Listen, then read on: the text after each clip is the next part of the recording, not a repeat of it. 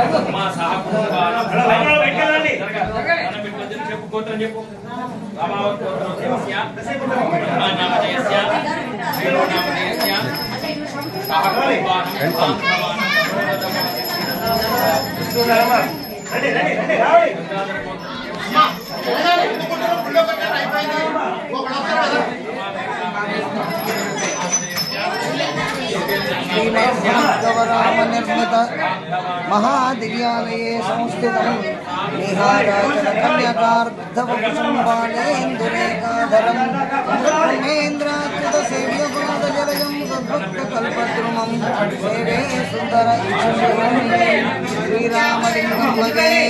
ఈ యొక్క త్రేతాయుగంలో పరశురాముడు ఆ పరమశివుడిని ఈ గుహాలయంలో స్వామి వారి చిన్న మూర్తి లింగాకార మూర్తిని ప్రతిష్ఠింపజేసి అనేక సంవత్సరములు ఆ పరమశివుడిని జడల రామలింగేశ్వర స్వామి వారి పేరుతో తపస్సు చేస్తున్నటువంటి సమయంలో పరమశివుడు సంతోషించి ఆ లింగాకారంలో ఉద్భవించి లింగాకారం వృద్ధి పొందడం జరిగింది.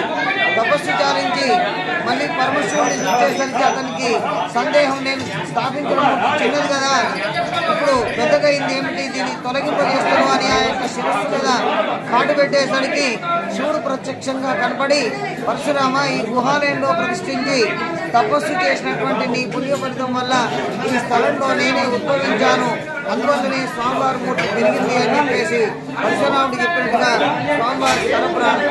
ఈ విధంగా స్వామివారికి లింగాకారానికి వెనుక భాగంలో జడల ఆకృతిని పోలి ఉండడం వల్ల జడల రామలింగ స్వామి అనేటువంటి నామధేయం